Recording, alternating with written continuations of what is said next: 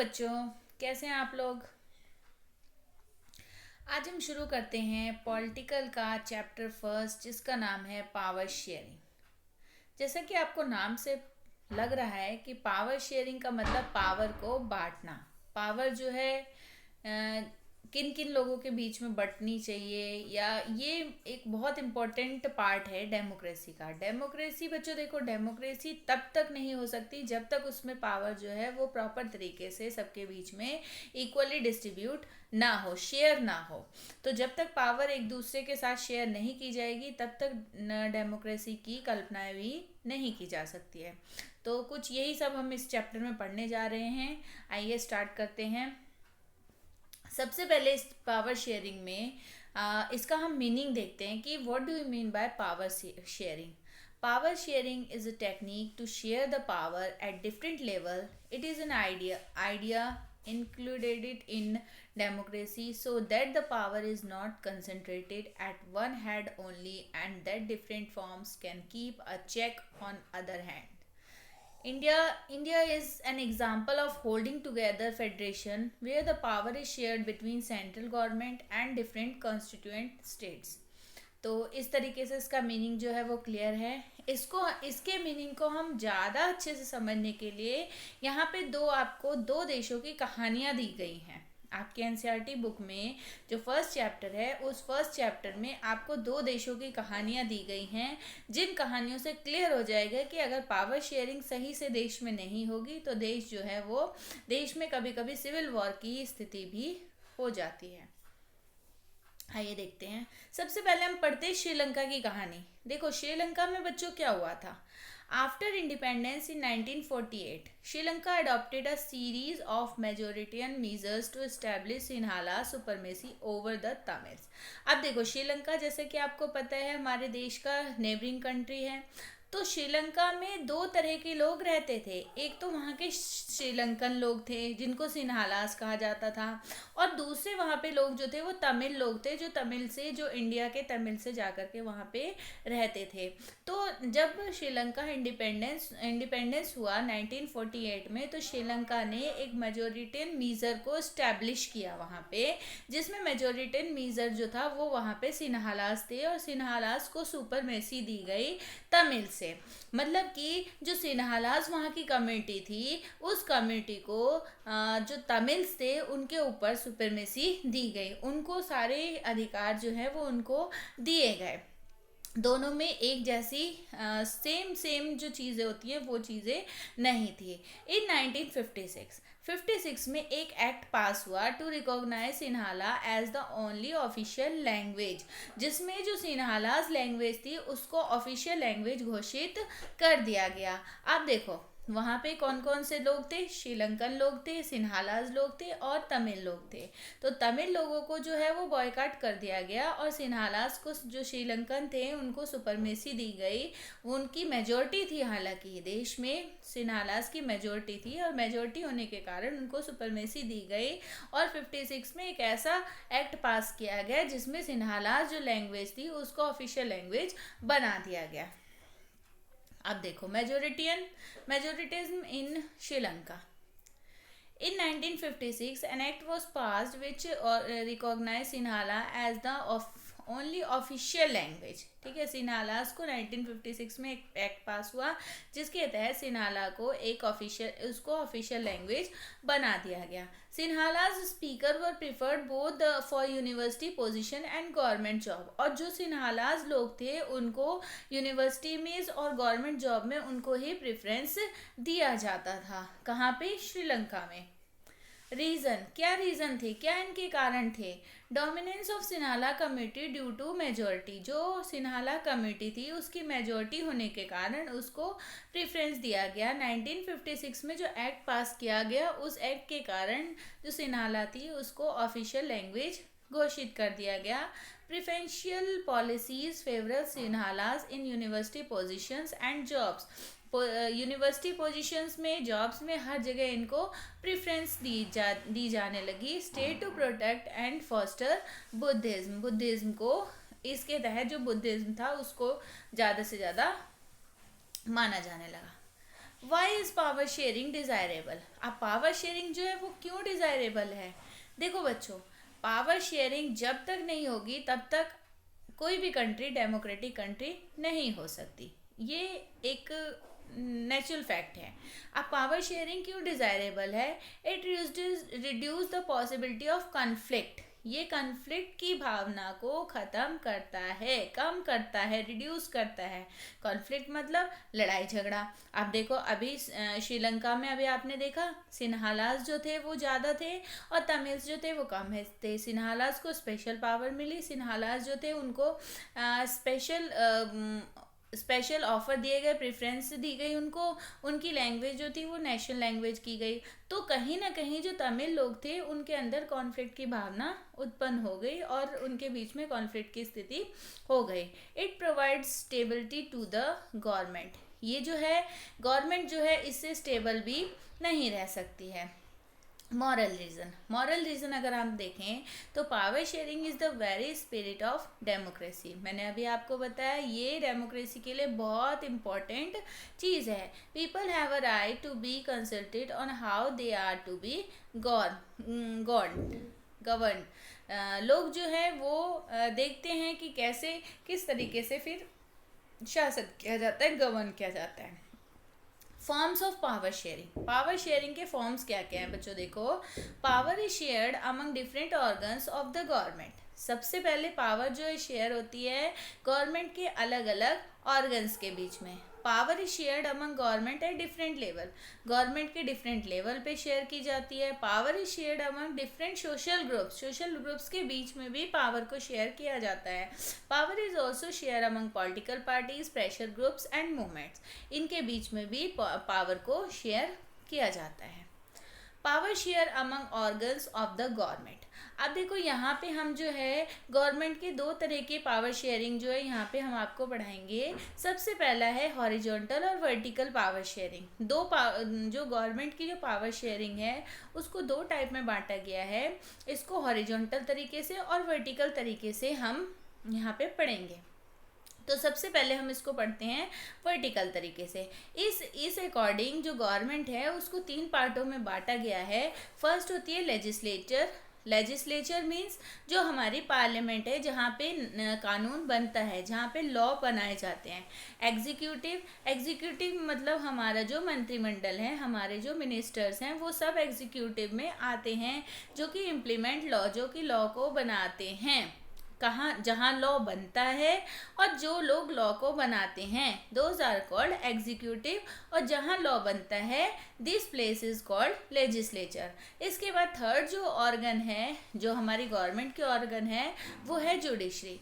Judiciary जो है ये सेपरेट बॉडी है और अगर कोई कानून को नहीं मानता है या उसको खंडन करता है या उसके खिलाफ कोई कार्यवाही की जाती है तो वो उसके लिए जुडिशरी जो है वो काम करती है। Legislature, executive and judiciary keep a check on each other. एक दूसरे को ये लोग चेक करते हैं।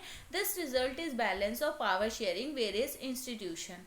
और इसका रिजल्ट ये होता है कि जो पावर शेयरिंग है वो अलग अलग इंस्टीट्यूशन में बैलेंस में बनी रहती है। This arrangement is also called a system of check and balance. इसको चेक और बैलेंस का सिस्टम भी कहा जाता है। तो ये तो बच्चों हो गए आपके वर्टिकल तरीके के पावर शेयरिंग। अब हम पढ़ते हैं हॉरिजॉन्टल तरीके की पावर शेयरिंग।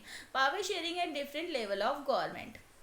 गवर्नमेंट जो है, गवर्नमेंट के बीच में एक दूसरे तरीके की पावर शेयरिंग है जिसको भी हम तीन पार्ट में बांट सकते हैं। इसमें सबसे पहले आता है सेंट्रल गवर्नमेंट। सेंट्रल गवर्नमेंट के बाद आता है स्टेट गवर्नमेंट और उसके बाद आता है लोकल गवर्नमेंट। तो इन तीनों पार्ट्स में पावर को शेयर किया जाता है। देखो फर्स्ट तरीके से क्या था, लेजिस्लेचर, एग्जीक्यूटिव और जुडिशरी। और सेकेंड टाइप जो था वो था सेंट्रल गवर्नमेंट, स्टेट गवर्नमेंट और लोकल गवर्नमेंट। तो इन दो तरीके से हम इसको पावर को शेयर कर सकते हैं। Under this arrangement, government and administration give space to the diverse social group. इस पावर शेयरिंग के तहत जो अरेंजमेंट होता है गवर्नमेंट और एडमिनिस्ट्रेशन का, वो उसके लिए एक स्पेस जो है वो प्रोवाइड हो जाता है सोशल ग्रुप तक। In this way minority communities get a fair share in power. ऐसे अगर पावर शेयरिंग होती है तो जो माइनॉरिटी ग्रुप है, माइनॉरिटी कम्युनिटीज है, उनको भी पावर शेयर में पूरा पूरा अधिकार मिलता है। In democracy different parties compete to come to power. अब देखो डेमोक्रेसी की अगर हम बात करें तो पार्टीज जो है वो कम्पीट करती हैं, वो कंपटीशन लड़ती हैं पावर में आने के लिए, सत्ता में आने के लिए। In case no party get majority then 2 और more parties from alliance to come to power and form coalition government. अगर कोई एक पार्टी जो बहुमत होता है वो नहीं जीत पाती है तो ऐसी स्थिति में क्या होता है, वो दूसरी पार्टियों के साथ कोलिशन करके, अलायंस बना करके वो कोलिशन गवर्नमेंट बना सकती है। जैसे देखो बच्चों, अभी तो बीजेपी की गवर्नमेंट है और बीजेपी की गवर्नमेंट को पूर्ण बहुमत मिला हुआ है हमारे लेजिस्लेचर में। लेकिन इससे पहले जब कांग्रेस की गवर्नमेंट थी तो कांग्रेस की गवर्नमेंट को पूर्ण बहुमत नहीं मिला था, तो उसने बहुत सारी पार्टियों के साथ कोलिशन करके उसने यूपीए बनाया था। यूपीए जो था वो एक ऐसी गवर्नमेंट थी, ऐसी कोलिशन गवर्नमेंट थी जिसमें मिलीजुली सरकार जो है वो बनी थी। बहुत सारी पार्टीज जो है वो इकट्ठा हुए थे, इकट्ठा होकर के उन्होंने सरकार जो है वो बनाई थी। Power sharing among political parties, pressure groups and movement. इन सब के बीच में पावर शेयरिंग जो है वो बच्चों होती है। पॉलिटिकल पार्टीज, प्रेशर ग्रुप्स और मूवमेंट्स, ये सब जो है ये पावर शेयरिंग के एक पार्ट हैं। अब देखो, मैंने अभी आपको शुरू में श्रीलंका की कहानी सुनाई थी और उसके साथ साथ मैंने ये भी बताया था कि इस चैप्टर में बेल्जियम की स्टोरी भी है। तो बेल्जियम की स्टोरी को हम यहाँ पे देखेंगे 2 examples of power sharing. Power sharing के हमने 2 एग्जाम्पल देखने हैं इस चैप्टर में। फर्स्ट एग्जाम्पल हम देख चुके हैं जो कि श्रीलंका का था। श्रीलंका में क्या हुआ था, मैं फिर से एक बार बता देती हूँ। जो सिन्हालास कमेटी थी वो मेजोरिटी में थी और वहाँ पे उसको जो पावर्स थी वो सारी उसको दी गई थी, गवर्नमेंट जॉब्स उसको दी गई थी, यूनिवर्सिटीज़ में उनको परमिशन थी। बट जो तमिल लोग थे वो माइनॉरिटी ग्रुप था और तमिल लोगों को किसी भी तरह की कोई भी सुख सुविधा नहीं मिल रही थी। अब यहाँ हम स्टार्ट करते हैं बेल्जियम की स्टोरी। देखो बच्चों, बेल्जियम में क्या हुआ था। Belgium is a federal monarchy in western Europe. Western Europe का बेल्जियम जो है वो फेडरल मोनार्की स्टेट था। It is founded member of European unions and host the EU's headquarters as well as those of several other major international organisation such as NATO. इन सब organisation ने यहाँ पे ये सारी ऑर्गेनाइजेशन जो थी, ये सारे जो फाउंडर्स, इसके जो फाउंडेड मेंबर थे वो यूरोपियन यूनियन के थे और इनका जो हेडक्वार्टर था, मतलब सभी तरह से ये मेजर में था, मतलब इंटरनेशनल ऑर्गेनाइजेशन जो थी वो इसमें वो इसकी सत्ता में थी। Belgium covers an area of 30,528 square kilometre. ठीक है, बेल्जियम का एरिया जो है वो करीब करीब इतना है, करीब करीब 11,787 square metre and it has a population of about 11 million people. करीब करीब यहाँ पे 11 मिलियन पीपल जो है वो रहते हैं। Ethnic composition. अब देखो, सबसे पहले हम इसका कंपोजिशन पढ़ते हैं कि बेल्जियम में किस तरीके के लोग और कितने परसेंटेज वहाँ पे रहते हैं। देखो, बेल्जियम जो है वो अभी मैंने बताया आपको, बेल्जियम एक कंट्री है और बेल्जियम का हम यहाँ पे पढ़ रहे हैं पावर शेयरिंग के पर्सपेक्टिव से, उसका एग्जाम्पल पढ़ रहे हैं। तो बेल्जियम में देखो क्या था बच्चों, 59% लोग जो थे वो डच स्पीकर थे, डच बोलने वाले थे 59% लोग, और 40% लोग जो थे वो फ्रेंच स्पीकर थे, फ्रेंच बोलने वाले थे, और 1% लोग जो थे वो जर्मन स्पीकर थे, जर्मन बोलने वाले। अब यहाँ पे देखो आपको बेल्जियम का मैप भी दिख रहा है, इसमें रेड कलर जो है वो डच स्पीकर्स का है 59%, 40% फ्रेंच स्पीकर का है जो कि आपको येलो कलर में दिख रहा है, और 1% जो है वो बीच में देखो ऑरेंज कलर में, वो है जर्मन स्पीकर। अब ये तो पूरे देश में, पूरे बेल्जियम में ये चीज़ थी, मतलब कि पूरे बेल्जियम का अगर आप मेज़र करें तो ये ग्राफ जो है वो बनता है। बट अगर हम सिर्फ ब्रुसेल्स की बात करें, ब्रुसेल्स जो है वो बेल्जियम की कैपिटल है। अगर हम ब्रुसेल्स की बात करें तो ब्रुसेल्स में 20% जो थे वो डच स्पीकर थे और 80% लोग जो थे वो फ्रेंच स्पीकर थे। देखो बच्चों, पूरे देश से अगर तुलना की जाए तो ब्रुसेल्स में इसका अपोजिट था। देख रहे हो आप, इसका अपोजिट था। पूरे देश में जो मेजोरिटी थी वो थी डच स्पीकर्स की। और अगर सिर्फ ब्रुसेल्स में देखें तो ब्रुसेल्स में जो मेजोरिटी है वो किसकी है, फ्रेंच स्पीकर की। तो पूरे देश की तुलना में जो कैपिटल थी वहाँ पे स्थिति जो थी वो उल्टी थी। तो आप देखो वहाँ पे क्या हुआ। Accommodation in Belgium. Constitution of Belgium state that the number of Dutch and French speakers minister shall be equal in central government. अब जो बेल्जियम का कॉन्स्टिट्यूशन बना, उस कॉन्स्टिट्यूशन के अंतर्गत ये लिखा गया कि डच स्पीकिंग और फ्रेंच स्पीकिंग मिनिस्टर्स जो थे उनकी सेंट्रल गवर्नमेंट में समान मात्रा में उनकी अपॉइंटमेंट उनका किया गया। मतलब कि जो सेंट्रल गवर्नमेंट की सरकार थी उसमें दोनों ही तरह के लोग जो थे वो पावर में थे। Many powers of central government have been given to the state government. और बहुत सारी पावर जो थी वहाँ पे सेंट्रल गवर्नमेंट की जो थी वो किसके पास थी, स्टेट गवर्नमेंट के पास थी। Brussels have a separate government in which each party have the equal representation. और ब्रुसेल्स जैसे कि वहाँ का कैपिटल था, वहाँ पे सेपरेट गवर्नमेंट थी और वहाँ पे क्या था, each party have the equal representation. जो भी पार्टी थी, जितनी भी पार्टी थी, उनके जो रिप्रेजेंटेशन थे वो सभी इक्वल थे, सभी बराबर थे। There is a third kind of government. वहाँ पे एक और तरह की गवर्नमेंट थी जो कि थी community government, which is elected by the people belonging to one language community. जो कि एक भाषा के लोग जहाँ पे रहते थे वो मिलजुल करके अपने बीच में उसको मेंबर को, जो कमेटी का मेंबर होता था, उसको खड़ा करते थे। एक तो वहाँ पे सरकार हो गई किसकी, सेंट्रल गवर्नमेंट की, दूसरी हो गई स्टेट गवर्नमेंट की, और तीसरी हो गई लैंग्वेज कम्युनिटी गवर्नमेंट, जहाँ पे एक जैसे लोग जो थे वो अपने बीच में से उस कम्युनिटी के मेंबर्स जो थे वो बना लिए जाते थे। तो तीन तरह की वहाँ पे सरकार थी। अब देखो, ये तो हमने पढ़ी बेल्जियम की स्टोरी, और श्रीलंका की स्टोरी हम पढ़ चुके थे। एक बार फिर से श्रीलंका की स्टोरी देख लेते हैं।